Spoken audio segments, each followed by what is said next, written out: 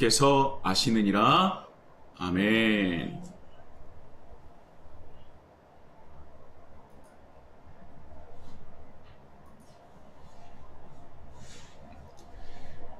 할렐루야. 아멘. 오늘도 하나님께서 귀한 은혜 우리에게 부어주실 줄 믿습니다. 아멘. 여러분 어떻게 일주일 동안 잘 지내셨습니까? 네. 네, 감사합니다. 우리 히즐라이프 처치는요, 기도라는 주제를 가지고 또 특히 예수님께서 우리에게 직접 가르쳐 주신 기도에 대해서 은혜를 나누고 있습니다.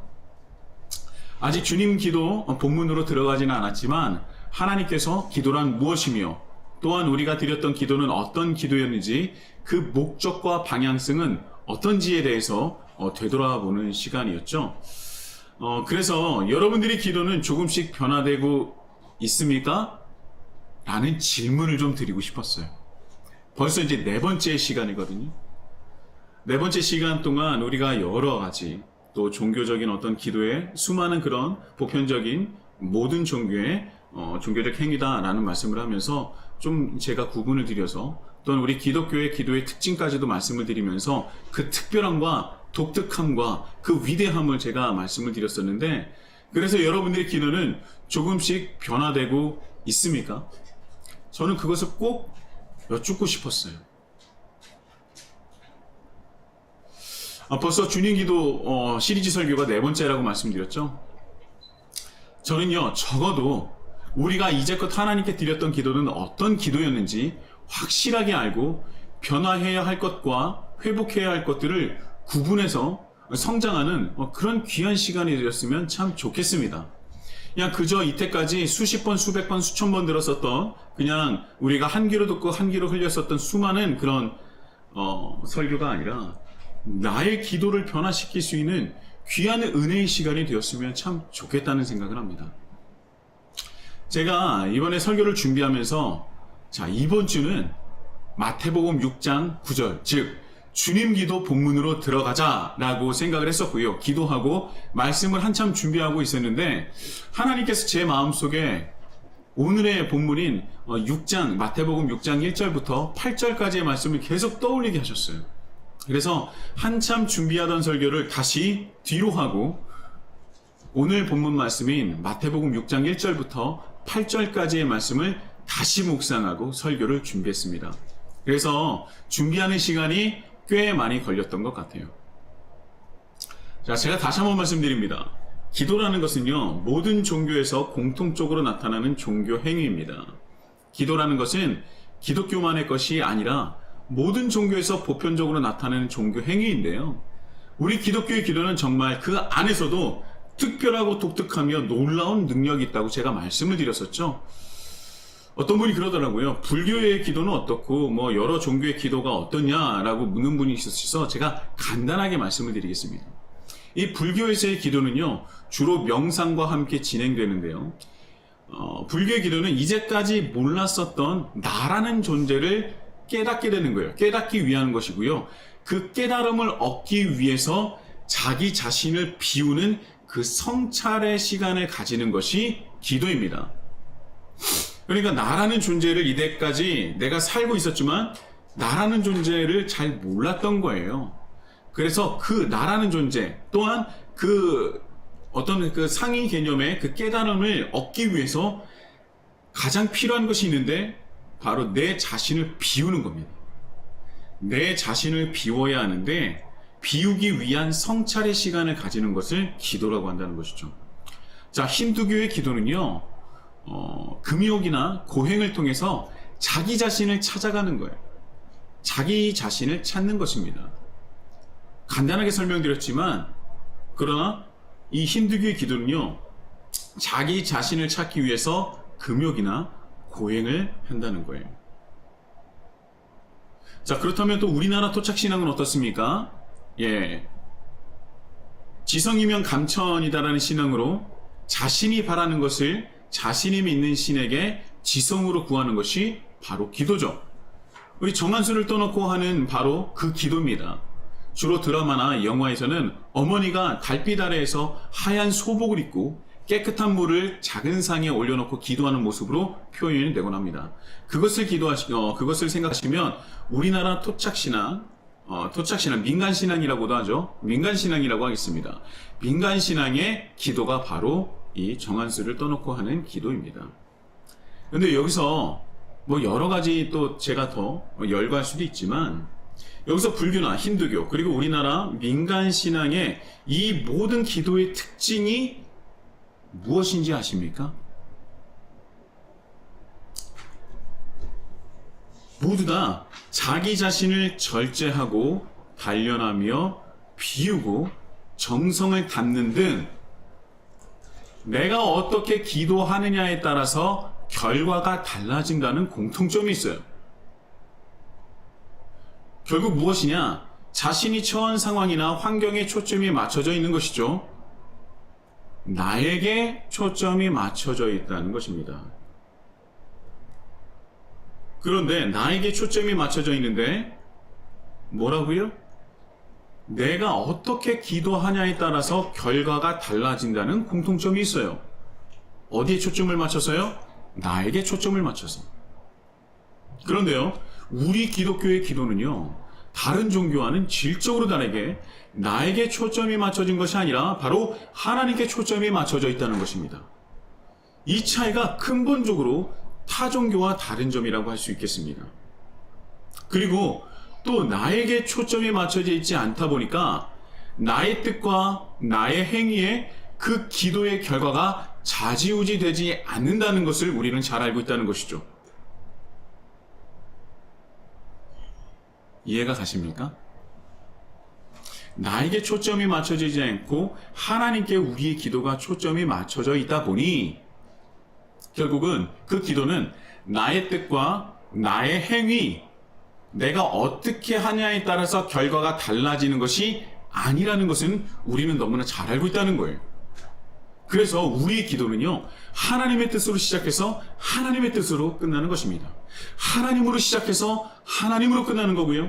하나님 나라를 시작해서 하나님 나라로 끝이 나는 것이 바로 우리의 기도라는 것입니다. 굉장히 놀라운 거예요. 다른 종교의 기도는 나를 발견하는 것, 나를 찾아가는 것, 그것에 집중하지만 오히려 기독교의 기도는요, 나를 끊어내는 것부터 시작한다는 거예요. 나를 끊어내야 하나님을 집중할 수 있거든요. 그것이 기독교 기도의 본질이라고 할 수 있습니다. 나를 끊어내는 거예요. 우리는 그래서 끊어내는 작업을 뭐라고 하냐면 나를 내려놓는다. 그렇게 우리가 표현을 하지 않습니까? 오히려 기독교는요, 나라는 존재를 지속적으로 경계해야 되는 존재예요. 또 끊어내야 하고 또 내려놓아야 하는 것입니다. 이것이 특징이에요. 그럼 놀랍지 않습니까? 정말 놀라워요. 이것이 기독교의 기도의 가장 큰 능력이자 위대함이라는 것이에요. 위대함이에요. 그래서 예수님을 영접한다는 것은요, 옛사람을 버리는 것, 예수님을 만나기 이전에 나를 버리는 것부터 시작한다고 제가 말씀을 드렸습니다. 그런데 내가 예수님을 믿는다고 하면서 아직도 나를 위해서 살고 나를 위해서 기도하고 나를 위해서 신앙을 가지고 있다면 그건 기독교가 아니라 또 다른 자아교라고 할 수 있을 것입니다. 나를 위한 종교, 자아교라고 하는 것 아니겠습니까? 여러분, 하나님을 믿는다는 것은요, 내가 하나님의 백성임을, 하나님의 자녀임을 내가 스스로 증명하고 살아가는 것입니다. 그것은요, 하나님의 뜻대로 살아가며 세상에 빛이 되고 소금이 되므로 증명이 되는 것이죠. 말로만 백날 믿는다고 하여도요, 그 안에 하나님의 뜻이 이루어지는 열매가 없다면 정말 우리는 하나님의 백성인지 또 예수님의 제자인지 또 그분의 자녀인지 심각하게 고민을 해봐야 할 것입니다. 자, 우리 기독교의 기도의 특징과 위대함을 온전히 이루어내시는 우리 히즐라이프 처치 공동체 한 분 한 분이 되시길 예수님의 이름으로 축복합니다.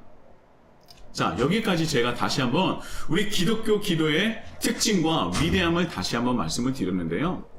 자, 오늘의 말씀은요, 주님께서 너희가 하나님께 드려야 할 기도는 다른 이들의 기도와는 질적으로 다른 것이다 라고 말씀을 하시면서 잘못된 신앙과 잘못된 기도에 대해서 말씀을 하고 계십니다.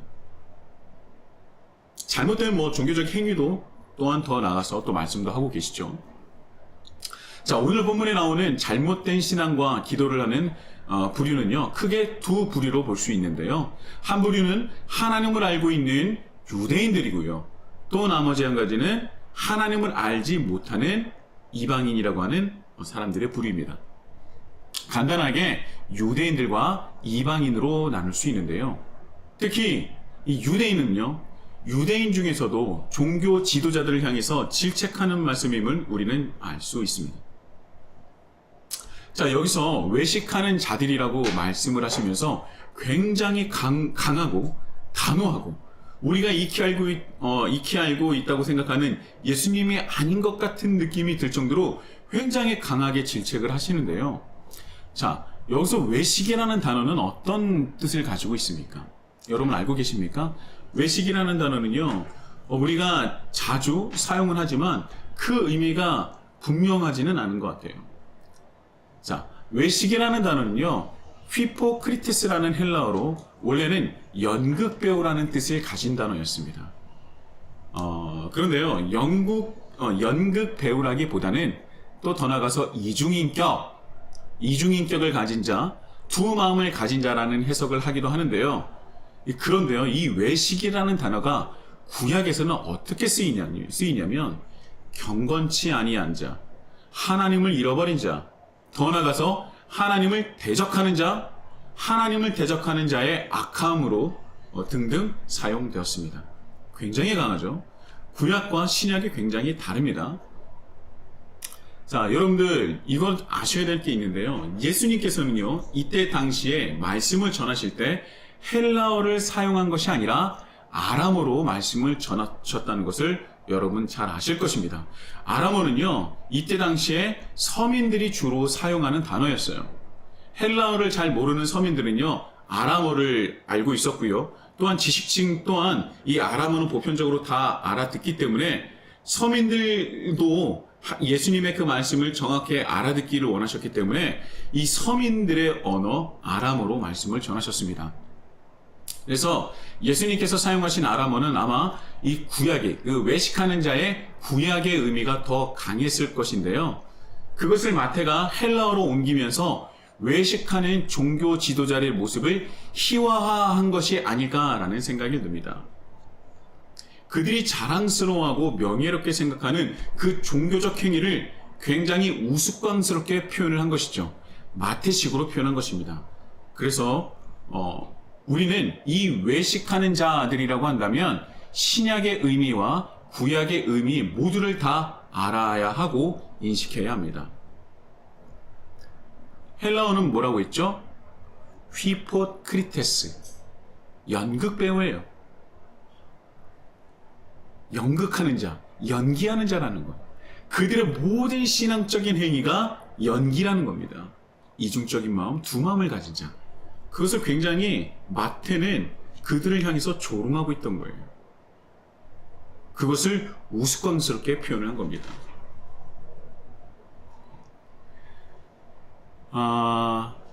우리는요, 이 휘포크리테스, 외식하는 자라고 생각한다면 이 마태가 말을 하고자 하는 그런 의미와 또 구약에서의 외식하는 자를 우리가 잘 알아야 되고요. 두 가지 다 알아야 되는 거예요. 자, 구약의 의미는 무엇이었습니까? 경건하지도 못한 것이요, 하나님을 잃어버린 사람이요, 오히려 하나님을 대적하라는 것, 대적하는 자라는 것이 바로 외식하는 자의 뜻이라는 겁니다. 왜 그렇다면 이들을 예수님께서는 왜 그들의 종교 행위를 향해서 왜 외식한 자다라고 표현을 한 것입니까? 왜냐하면 그 이유는 1절에, 오늘 본문 1절에 나와 있죠. 그들의 모든 종교 행위는요, 하나님을 향해 있지 않고 사람을 향해 있기 때문입니다. 그래서 그들의 모든 종교 행위는 하나님을 향한 것이 아니라 결국 자기 의를 과시하고 그로 인해 자기를 높이는 것이고 과시하는 거죠. 전형적인 자기 중심적인 사람, 즉 자기를 위해 살아가는 사람이라는 것입니다. 자, 그것을 가지고 외식하는 자, 경건하지 못한 사람이며 하나님을 잊어버린 것이고 또 더 나아가 하나님을 대적하는 사람이 된다는 것으로 예수님께서는 말씀하셨다는 겁니다. 그리고 이런 모습을 보고 마태는 하나님을 누구보다 잘 믿고 있다고 하는 그들에게 정말 사람들 앞에서 으시되는 그 사람들 앞에서 너무나 우스꽝스러운 표현으로 그렇게 말을 하고 있는 거예요. 그들이 하는 모든 것은 다 연기라는 거예요. 그들을 조롱한 것입니다.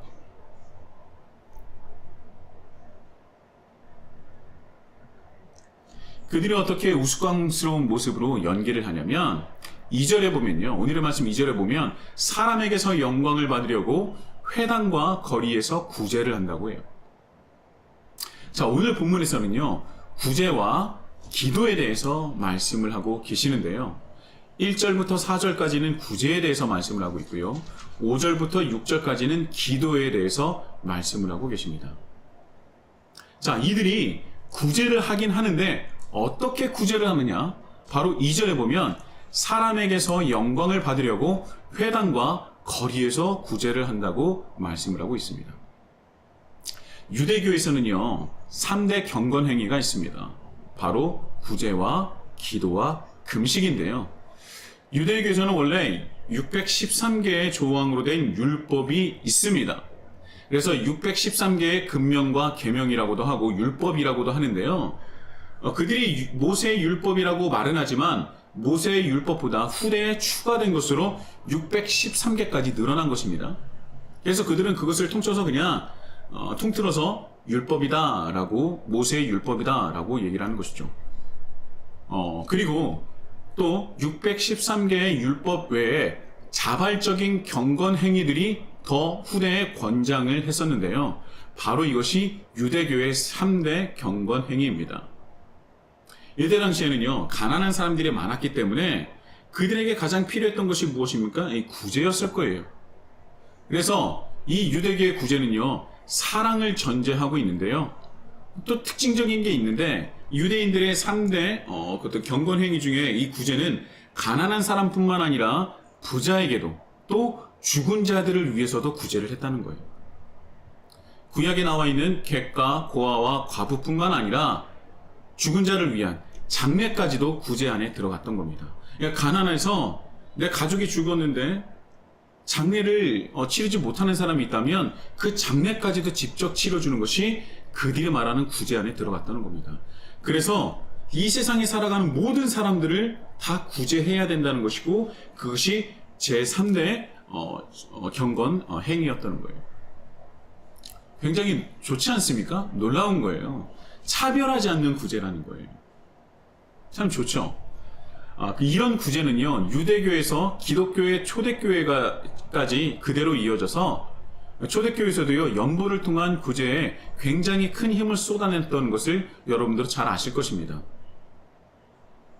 그런데 구제의 특징이 무엇이냐면 유대교의 공동체성에 기인한 것으로 원래는 한 사람 한 사람의 이름이 아닌 공동체의 이름으로 구제를 했다는 특징이 있어요. 그래서 유대교의 이 구제의 특징은요, 내가 그 연보를 하더라도, 내가 헌금을 내더라도, 내가 구제금을 내더라도 내 이름으로 나가는 것이 아니라 누구 가족이나 그가 몸담고 있는 그 공동체의 이름으로 나갔다는 거예요.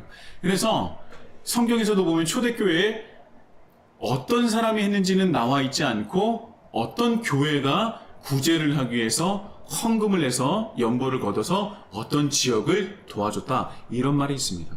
그러니까 유대교의 구제 특징 중에 하나는 뭐냐면 개인성이 아니라 공동체성에 기인한다는 거예요.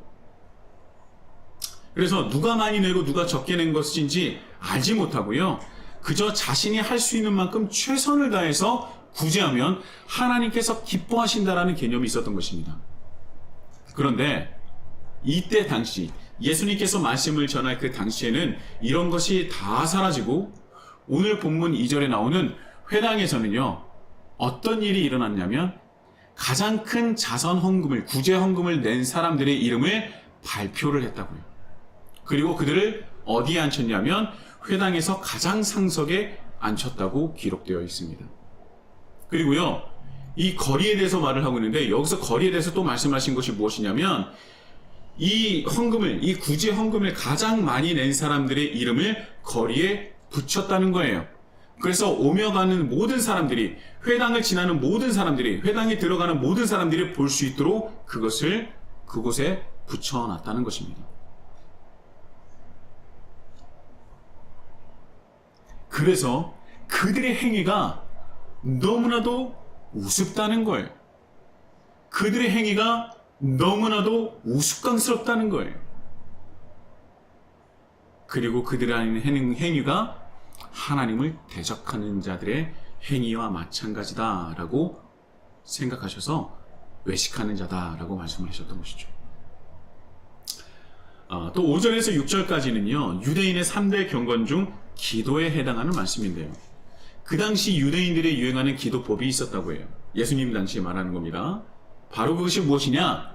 자, 두 손을 하늘 높이 들고 큰 소리로 기도하는 그 기도법이 유행했다는 것인데요.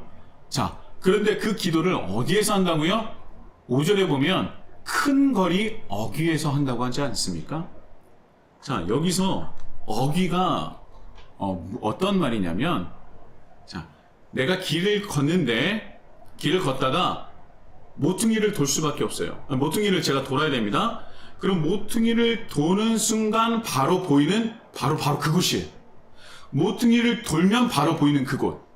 그러니까 모퉁이를 도는 모든 사람이 볼 수밖에 없는 그곳, 보기 싫어도 볼 수밖에 없는 바로 그곳, 그리고 더 나가서 사람이 가장 많이 모이는 큰 거리에 그것도 모자라 무조건 볼 수밖에 없는 바로 그곳에서 하늘 높이 손을 두고 큰 소리로 기도한다는 것입니다. 그걸 말씀하고 있는 거예요. 왜 하필이면 사람이 가장 많이 모이는 그곳에서 또 그 어귀에서 기도를 하는 것입니까? 큰 소리로 하늘 높이 손을 들고 말이죠. 자, 1절부터 6절까지의 예수님께서 말씀하시는 그들이 하는 구제와 기도의 특징, 그리고 공통점은 무엇이냐? 바로 사람들에게 보이기 위해서라는 거예요. 자, 왜 사람들이 보이는 곳에서 구제를 하고 기도를 하는 것입니까? 예수님께서 말씀하시는 그 외식하는 자들이 왜 사람들이 보이는 앞에서 구제를 하고 기도를 하는 것이죠? 바로 자기의 의를 위해서 구제를 하고 기도를 했다는 것이죠. 누구를 위한 구제입니까? 누구를 위한 기도입니까? 바로 자기 자신을 위한 구제이자 기도인 것이죠. 하나님은 자기 자신을 위해서 구제하고 기도하는 자를 무엇이라고 여기시냐면 바로 외식하는 자라고 여기신다는 거예요. 이 외식하는 자는요, 경건치 못한 자이고요, 하나님을 잊어버린 자이고 오히려 하나님을 대적하는 자라고 여기신다는 겁니다.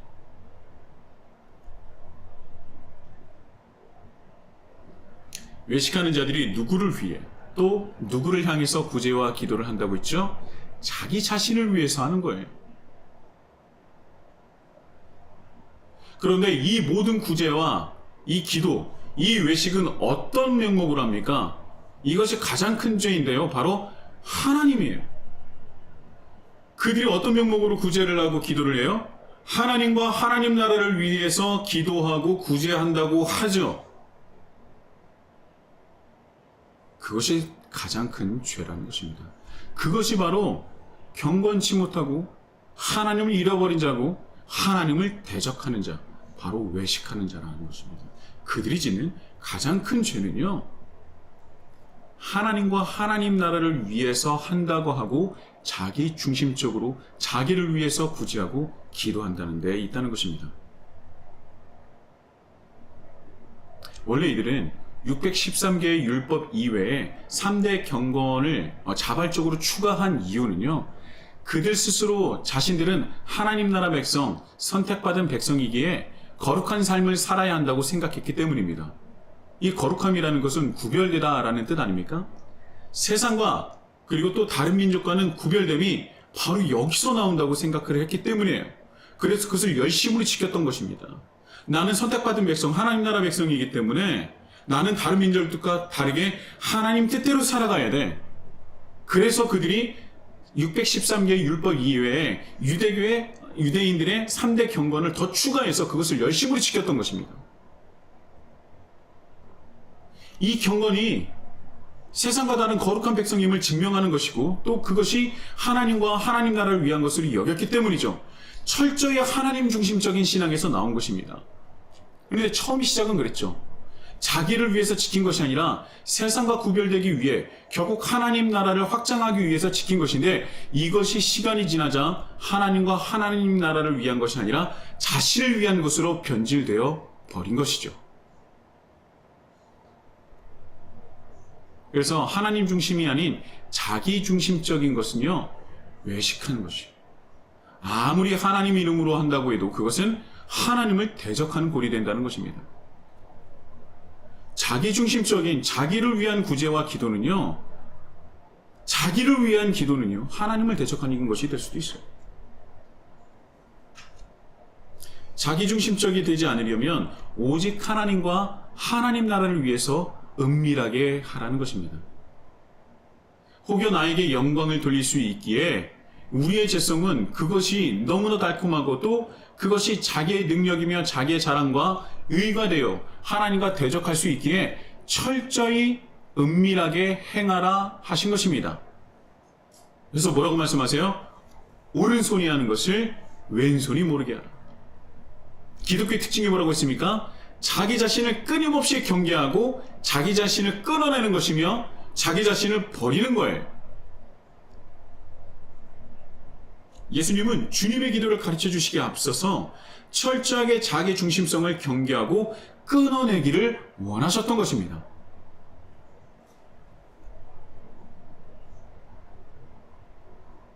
자, 이 자기 중심성의 기도에 대해서 이어서 말씀하시는데요. 7절과 8절입니다. 바로 여기서는 누구의 기도를 말하냐면 이제까지는 유대인의 구제와 기도에 대해서 말씀하셨다면 이 7절과 8절은요, 이방인 기도에 대해서 말씀을 하고 있어요. 자, 이방인 기도의 특징을 말씀하시는데 바로 그 첫 번째는 뭐냐? 중언부언의 기도입니다. 이 중언부언이 무슨 뜻이냐면 반복한다는 거예요. 반복을 계속 지속한다는 겁니다. 이 고대 근동 지방의 이 이방신에 대한 기도는요, 반복이 필수입니다. 왜냐하면 그것은 구약의 신약을 막론하고 그들의 어떤 그 이방신들을 섬기는 그들의 반복적인 기도가 지속적으로 기록되어 있어요. 열왕기상 18장 26절에서 27절에 보면 엘리야와 바알 및 아세라 선지자와 그 대결이 나오지 않습니까? 자, 이때 바알 및 그리고 아세라 선지자가 그의 원대로 될 때까지 무엇을 외치냐면 이 말만 계속 반복해요. 바알이여 우리에게 응답하소서. 이것만 지속적으로 계속 반복합니다. 바알이여 우리에게 응답하소서. 바알이여 우리에게 응답하소서. 바알이여 우리에게 응답하소서. 이 말만 주구장창 계속 외치는 것입니다. 신약에서도 나와요. 사도행전 19장 34절에 보면요, 사도 바울이 에베소에서 전도를 할 때 아데미 여신을 섬기는 이들이 바울을 향해서 뭐라고 기도하냐면 크다 에베소 사람의 아데미여, 이것만 외쳤습니다. 다른 거 외친 게 아니라 크다 에베소 사람의 아데미여, 크다 에베소 사람의 아데미여, 이것만 외친다는 거예요. 이게 기도입니까? 이방인의 기도는요, 무한반복이에요. 그것을 중언부언한 기도라고 얘기를 합니다. 그런데 그들은 언제까지 외쳐요? 언제까지 외칩니까? 될 때까지. 이것이 이방인 기도의 두 번째 특징이에요.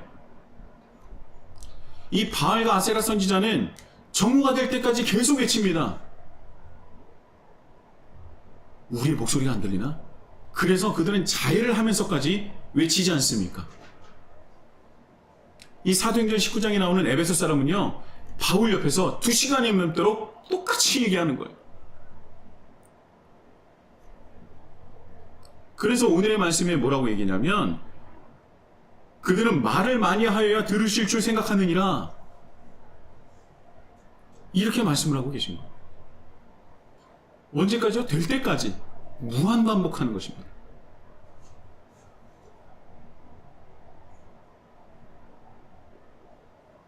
여러분, 우리 그리스도인의 기도는요, 무한 반복이나 긴 시간이 필요 없어요. 하나님은 우리의 필요를 누구보다도 더 잘 아시는 분이십니다. 그렇기 때문에 우리는 말을 많이 할 필요도 없고 똑같이 할 필요도 없는 것입니다. 우리가 똑같은 말을 반복하고 정말 필요 없는 시간을 긴 시간 동안 하나님께 기도한다는 것은요, 오히려 하나님을 무시하는 거예요. 하나님 나를 잘 모르시죠? 그러니까 제가 말씀드리는 거예요. 그런 기도와 비슷하다는 것입니다. 여러분, 이방인은요, 어떻게 기도를 했냐면, 이때 당시에, 예수님 당시에, 그들이 알고 있는 신들이 한 300명 정도 됐다고 해요. 300인이 넘는 그런 이방 신이 있었다고 하는데, 그러니까 이들의 기도는 길 수밖에 없어요. 왜냐하면 나의 기도 제목을 들어줄 신이 어떤 신인지 모르기 때문에 그들이 하는 기도에 자기가 알고 있는 모든 신을 다 열거해야 됩니다. 몇 명이라고요? 300명이 넘어요. 자기가 알고 있는 신이. 그러니까 다 외우지도 못하니까 그걸 다 써가지고 한 신 한 신 이름을 담으면서 자기 기도 제목을 얘기하는 겁니다. 그러니까 그들의 기도는 반복적일 수밖에 없고 길 수밖에 없어요. 그리고 그것이 그렇게 기도해야 이루어지는 줄 알았다는 것이죠.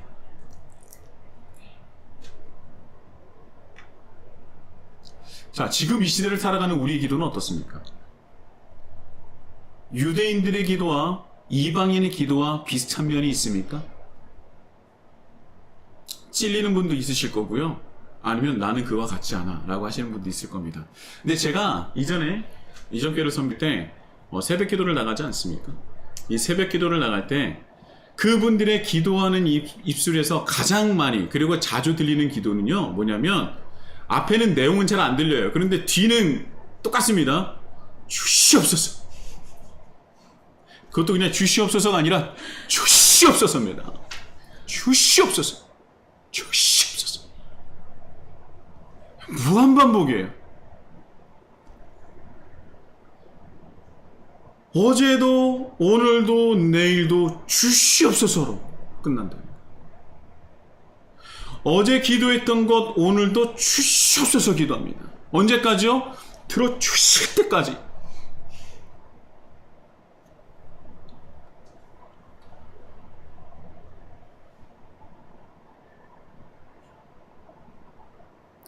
여러분은 끝없이 나와요. 얼마나 길게 기도하는지 모릅니다. 이렇게 주시옵소서 하는 기도도 정말 하나님께서는 답답하실 텐데, 하나님께서는 제가 이 말씀을 준비하면서 하나님의 마음이 조금 이해가 되는 것 같아요. 어떤 마음이냐면, 우리가 기도합니다. 주시옵소서, 얼마나 간절한 딱 주시옵소서를 기도를 했을 때 하나님께서 그래 얘야 하는데, 그들은 또 뭐라고 얘기합니까? 하나님의 말씀은 듣지 않고 또 주시옵소서라고 또 얘기하는 거예요. 그러니까 얘야라고 얘기하면 주시옵소서, 얘야 그러면은 주시옵소서. 하나님의 말씀하실 그 틈이 없어요. 그리고 자기 말만 하고 끝이 납니다. 이것뿐만 아니에요. 정말 너무나 무한 반복적인 기도뿐만 아니라 새벽 기도를 빠짐없이 나가는 것이 얼마나 그들의 의의가 되는지 몰라요. 새벽 기도를 나가는 것, 저는 정말 좋다고 생각합니다. 안 나가는 것보다 나가는 게 낫죠. 근데 그것이 자기의 의의가 되고 자기의 신앙이 되고 외식하는 자들이 된다면 그것은 하나님만 못하는 거예요. 내가 하나님을 사랑하기 때문에 내가 하나님과 함께하는 시간을, 하루의 시작을 하나님과 함께하기 위해서 새벽 기도 드리는 건 너무나 좋죠. 여러분 하셔야 됩니다. 그런데요, 그것이 나의 의가 되는 순간, 왜 저 사람은 새벽 기도도 안 나오냐? 그리고 내가 내심적으로 우쭐하는 순간 그것은 외식하는 자가 된다는 거예요. 정말 조심해야 됩니다. 기도를 하는 것은요, 남들이 어떻게 하든, 남들이 무엇을 보든, 뭐 어떻게 하든 상관이 없어요. 내가 하나님을 만나러 가는 겁니다. 그리고 하나님의 뜻을 듣는 시간이라는 것이죠. 기도라는 것은 내 의가 될 수 없어요.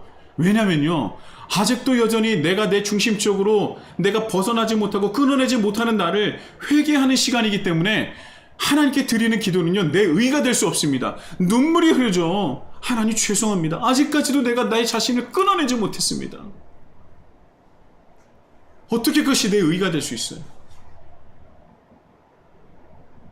내가 낮아질 수밖에 없는 것이죠. 우리는 기도를 하면 기도를 할수록 우리는 낮아질 수밖에 없는 존재예요. 정말 우리가 드리는 기도, 우리의 신앙의 모습, 정말 이방인들과 유대인들과 다를 바가 있습니까? 제가 이렇게 강력하게 말씀드리는 것은요, 여러분, 저도 여러분들과 크게 다르지 않아요. 그래서 제가 이 말씀을 준비하면서 제 자신을 또 내려놓고 내 자신을 끊어내고 내 자신을 경계하겠다고 다시 한번 결단하는 것입니다. 그리고 같이 도전하자는 거예요. 예수님께서는요, 중언부언하는 기도, 사람들에게 보이기에 내 의를 높이기 위한 기도 필요 없다는 거예요. 자기 의로 기도하지 말라는 것입니다. 반복적이고 길고 또 가장 중요한 자기중심적인 기도를 하지 말라는 거예요. 그리고 예수님께서는 오늘의 말씀, 골방에 들어가서 은밀히 아버지께 기도하라고 하시죠. 여러분, 이 골방이라는 것은요, 헬라어로는 타메이온이라는 단어예요. 이 타메이온이라는 단어의 어원은 템노라는 헬라어인데요, 이것은 자르다라는 뜻을 가지고 있습니다. 잘라내다, 도려내다, 끊어내다라는 뜻을 가지고 있는 어원을 가졌다는 것입니다. 그러니까 이 골방 기도는요, 나를 잘라내는 것부터 시작하는 거예요. 나의 것을 이만큼 가져와서 골방에 따로 들어가라는 것이 아니라 오히려 내 중심적인 것들을 잘라내고 이방인이나 외식하는 자들의 모습을 잘라내고 오직 하나님만을 집중하기 위해서 들어가라는 것입니다.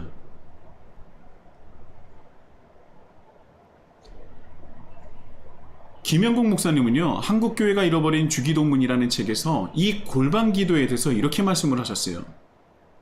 우리가 처한 상황과 문제를 의지적으로 끊고 하나님만을 바라보지 않으면 하나님을 절대 발견할 수가 없다.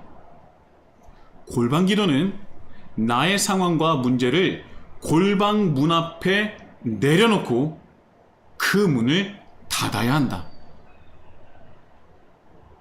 그래야 하나님을 만나고 하나님의 뜻을 깨닫게 된다는 거예요. 쉽게 말하자면 골방 기도라는 것은 하나님과 만나기 위해서 그 골방 문 앞에 들어가기 직전에 문 앞에 무엇을 내려놔야 된다고요? 나의 상황, 나의 문제, 내 중심적인 것들을 그 문 앞에 내려놓고 오직 하나님만을 집중하고 깨닫고 만나기 위해서 그 문에 들어가고, 혹여라도 나의 것이 나를 따라와 쫓아올까봐 골방의 문을 굳게 닫고 하나님만을 집중해야 한다는 것입니다. 이게 골방 기도라는 거예요. 우리가 흔히 하는 기도처럼 나의 것을 잔뜩 짊어지고 골방에 들어가는 것과는 완전히 다른 개념입니다.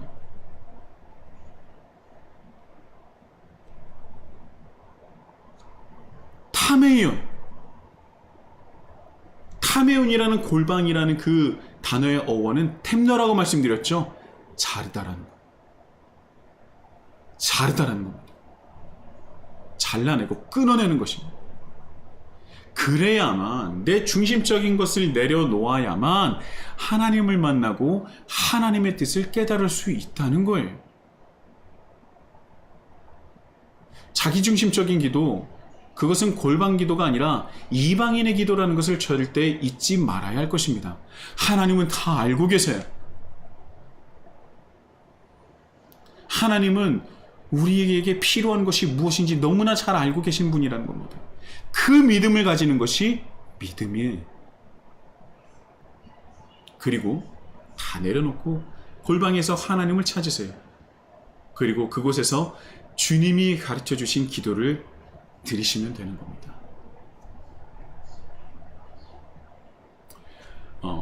오늘 말씀의 소재는요, 악마가 가장 두려워하는 기도예요. C.S. 루이스의 스크루테이프의 편지라는 책이 있습니다. 이 책은요, 간단하게 말씀드린다면 오랜 기간 동안 악마의 생활을 했었던 고참 악마 스크루테이프가 자신의 조카이자 이제 막 악마의 길을 걷기 시작한 신참 악마 웜우드에게 인간을 유혹하는 방법에 대해 충고하는 31통의 편지입니다. 그러니까 내가 이제까지 악마 생활을 해왔는데 이랬더니 수많은 사람들이 유혹에 빠지더라. 그러니까 그것을 이제 나의 조카인 웜우드에게 야, 이렇게 하면 쉽게 사람들을 유혹할 수 있어 라는 그 엄청난 노하우를 담긴 31통의 편지가 바로 스크루테이프의 편지라는 겁니다. 이 재밌는 책이에요. 근데 그 안에 악마가 가장 두려워하는 기도가 나옵니다. 제가 그 구절을 한번 말씀드려볼게요. 내가 생각하는 당신이 아니라 하나님 당신이 알고 계시는 당신을 향해 의식적으로 기도의 방향을 돌리게 되는 경우가 발생할 시에는 우리는 즉시 미궁에 빠지고 만다. 환자가 자신이 가지고 있던 생각과 이미지들을 모조리 내던져 버리기라도 한다면 혹시 일부가 남는다 해도 그 생각과 이미지들이 내 주관적인 것에 지나지 않는다는 것을 전심으로 인정하는 가운데 눈에 보이지는 않지만 분명히 그 안 자신의 곁에 실제로 존재하며 객관적으로 외재하는 그 존재에게 자신을 맡겨버리기라도 할 때는 그 이후의 일을 장담하기가 정말 어렵다. 알 것도 같은데 한국말인데 잘 알 것 같은데 뭐를 잘 이해가 안 되죠? 제가 쉽게 말씀을 드릴게요. 자, 내가 생각하는, 그러니까 내가 만들어 놓는 하나님이 아니라 당신 정말 온전한 하나님을 향해서 의식적으로 기도의 방향성을 돌리게 될 때는 악마인 우리가 즉시 미궁에 빠지고 만다는 거예요. 이게 뭐냐? 여기서 말하는 환자는 성도들을 말하는 겁니다. 하나님을 믿는 사람들을 얘기하는 겁니다. 그것을 환자로 표현하고 있는데 환자가 자신이 가지고 있었던 생각과 이미지들을 모두 다 내던져 버리는 거예요. 그런데 혹여 그 자기가 만들어 놓은 하나님이라는 그 자기가 만든 하나님이 있지 않습니까? 그것이 일부 남는다고 해도 이 생각과 이미지들이 내 주관적인 것이야 라고 생각을 한다면 이것은 실제하는 하나님이 아니라 내 주관적인 것들이야 라고 그것을 인정하는 순간 그 환자들 곁에 실제로 존재하는 그분에게 나의 모든 것을 맡겨버리게 되고 그렇게 기도하는 순간 그 이후의 일은 악마가 장담하지 못할 정도로 굉장히 어려운 상황이 연출이 된다는 거예요. 그래서 악마가 가장 두려워하는 기도는요, 내 중심적인 것을 다 내던져버리고 온전한 하나님만을 찾는 기도는 악마가 가장 두려워하는 기도입니다.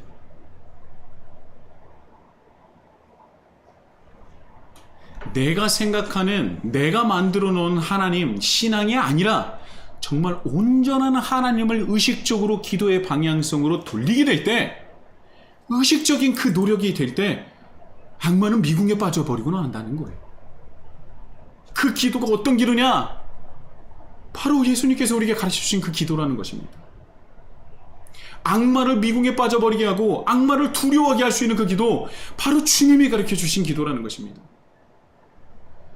외식과 정말 유대인의 그런 외식과 그리고 이방인 기도에 똘똘 뭉쳐있는 우리 기도가 아니라 내가 만들어 놓은 하나님이 아니라 정말 온전하신 이 세상의 창조주인 하나님만에 집중하는 그 기도, 바로 주님이 가르치신 기도는 악마가 너무나 두려워하고 악마를 오히려 공경에 처하고 악마를 물리칠 수 있는 그런 정말 너무나 위대하고 대단한 기도라는 거예요. 우리는 나에게 편할 대로 만든 하나님에게 나의 것을 이방인 기도로 무한 반복과 요구를 기도라고 생각을 해왔습니다. 그것은 악마가 좋아하는 기도예요. 그래서 그 악마는 우리를 뭐라고 얘기해요? 환자라고 얘기합니다. 병들었다는 거예요. 그런데 오히려 우리는 우리의 것을 끊어내고 의식적으로 그것을 끊어내고 내가 만든 하나님이 아닌 성경에서 말하고 있고 증거하고 있는 하나님으로 기도의 방향을 돌려야 되는 거예요. 템노, 잘라내는 것이죠. 골방, 타메이온, 잘라내야 하는 것입니다. 나의 것을 내려놓고 골방의 문을 닫고 의식적으로 하나님에게만 집중하는 거예요. 주님, 죄인인 나를 하나님 나라의 백성으로 삼아주신 거 너무나 감사드립니다. 이제 내가 골방의 문을 닫고 이 자리에 나왔으니 하나님을 만나게 하여 주옵소서. 나와 우리를 향한 하나님의 뜻을 밝게 깨닫게 하여 주셔서 내가 이제는 하나님과 하나님 나라와 하나님의 의를 위해서 살게 하여 주시고 주님과 함께 아름다운 동행을 이루어가게 하여 주옵소서. 그리고 주님이 가르쳐주신 기도를 하는 겁니다. 주님, 말씀하옵소서. 제가 듣겠나이다. 주시옵소서가 아니라 말씀하옵소서요. 주시옵소서가 아니라 주님, 내가 여기 있나이다. 내가 듣겠나이다 라는 것이죠.